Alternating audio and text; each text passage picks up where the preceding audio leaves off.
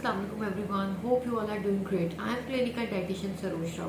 तो आज मैं जिस टॉपिक पर बात करने जा रही हूँ वो बहुत इंपॉर्टेंट टॉपिक है और बहुत ये मसला कॉमन होता जा रहा है हमारा आजकल का, जो कि हमारी आजकल फीमेल्स में बहुत ज़्यादा ये इशू पाया जाने लग गया है। मैं जिस टॉपिक पर बात करने वाली हूँ वो है इनफर्टिलिटी। आजकल इनफर्टिलिटी वुमेन्स में बहुत ज़्यादा कॉमन हो चुकी है। सबसे पहले तो बेसिकली देख लेते हैं कि ऐसी क्या रीजन है कि इनफर्टिलिटी इतनी ज़्यादा कॉमन क्यों हो गई है।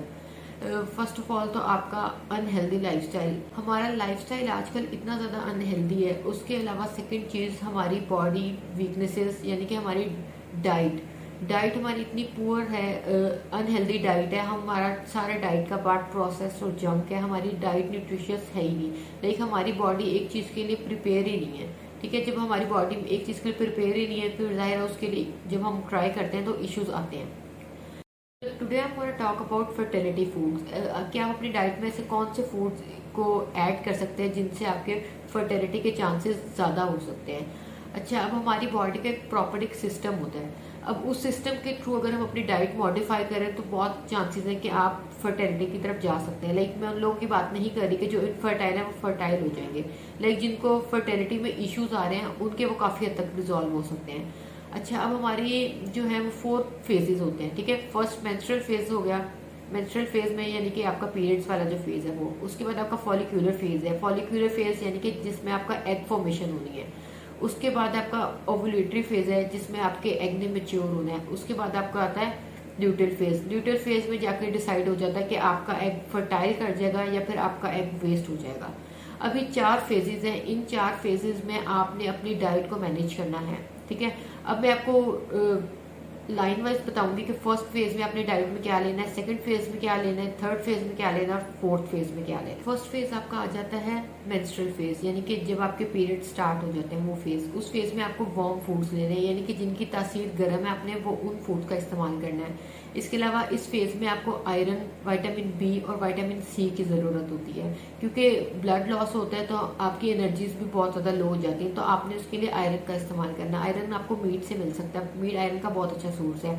इसके अलावा जिन लोगों को विटामिन सी, एक तो आयरन के ऑब्जॉर्प्शन के लिए चाहिए, दूसरा जिनको इन्फेक्शन हो जाती है, इस तरह के कोई इश्यूज हो जाते हैं तो विटामिन सी उसमें भी आपके लिए हेल्पफुल है। विटामिन सी आपको सिट्रस फ्रूट से मिल सकता है, आपको बेरीज से मिल सकता है, आपको ऑरेंजेस से मिल सकता है। जो भी आपके सिट्रस फ्रूट्स हैं उनसे आपको सी मिल सकता है। इसके अलावा विटामिन बी आपको अपनी डाइट में ऐड करना है फर्स्ट फेज में। ठीक है, इसके बाद बात आ जाती है सेकंड फेज पे। सेकंड फेज यानी कि फॉलिक्यूलर फेज। फॉलिक्यूलर फेज में आपने लाइट फूड्स का इस्तेमाल करना है। एक तो लाइट फूड लेना है, दूसरा आपने फ्रेश फूड लेना है।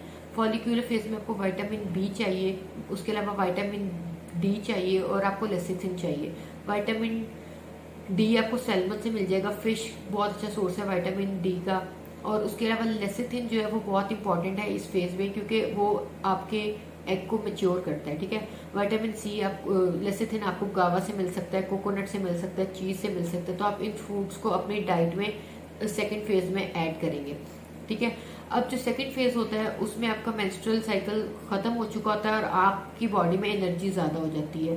आप उस वक्त बहुत एक्टिव फील कर रहे होते हैं और आपकी बॉडी के जो 2 हार्मोन्स हैं, एस्ट्रोजन और टेस्ट्रोजन, इनकी अमाउंट ज्यादा हुई होती है, ये बूस्टअप हो होते हैं। तो फिर आपने उस टाइम पे एक एप्पल का भी जरूर इस्तेमाल करना है।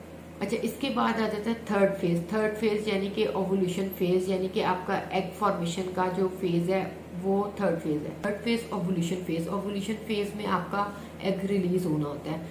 तो इसमें एक तो आपने लाइट फूड लेने और आपने हाई फाइबर फूड लेने हैं। ठीक है, अब इसमें आपका एस्ट्रोजन लेवल जो है वो डिक्रीज हो जाता है और आपका जो प्रोजेस्ट्रोन है उसको वो इंक्रीज होता है। उसको इंक्रीज करने के लिए हमें बीटा कैरोटीन की जरूरत होती है। बीटा कैरोटीन आपको मिल सकता है, कैरेट से मिल सकता है। आप रेडिश ले सकते हैं। रेडिश आपने व्हाइट वाली नहीं लेनी, जो रेड लाल वाली मूली होती है आप उसका इस्तेमाल कर सकते हैं। कॉलीफ्लावर का इस्तेमाल करें, आड़ू का इस्तेमाल करें, खुबानी का इस्तेमाल करें, बादाम का इस्तेमाल करें और वो उन फूड्स का इस्तेमाल करें जो कि फाइबर रिच है। अच्छा, अब जो आपका थर्ड फेज है इसमें आपने एक तो शुगरी फूड से अवॉइड करना है और आपने फ्राइड फूड से अवॉइड करना है। ना ही आपने कोई मीठी चीज़ें खानी है, ना ही आपने वो फूड्स लेने हैं जो कि तले हुए हों या जो कि फ्राइड हो। अच्छा, इसके बाद ओवुलेशन फेज के बाद आ जाता है आपका लास्ट फेज जो कि ल्यूटल फेज होता है। ल्यूटल फेज में डिसाइड होता है कि आपका एग फर्टिलाइज कर जाएगा या फिर आपका एग वेस्ट हो जाएगा। अच्छा, अब देख लेते हैं कि ल्यूटल फेज में कौन सी डाइट हमारे लिए ज़्यादा ज़रूरी है, कि हमें किन चीज़ों को अपनी डाइट में ऐड करना है ल्यूटल फेज में। भी आपने शुगरी फूड यानी कि मीठे, उस फेज में आपको मीठे की क्रेविंग भी हो सकती है, लेकिन आपने ये नहीं कि बिल्कुल भी नहीं खाना, थोड़ा बहुत खा सकते हैं, लेकिन आप अपने शुगरी जो आपको क्रेविंग्स है ना उनको आप अपने कंट्रोल करना है और आपने फ्राइड से अवॉइड करना है। इसके अलावा आप दूध और हल्दी का इस्तेमाल भी इस फेज में लाजमी कीजिएगा। कोशिश करें कि इस फेज में आप कैफीन कॉफ़ी या चाय से अवॉइड करें टोटली।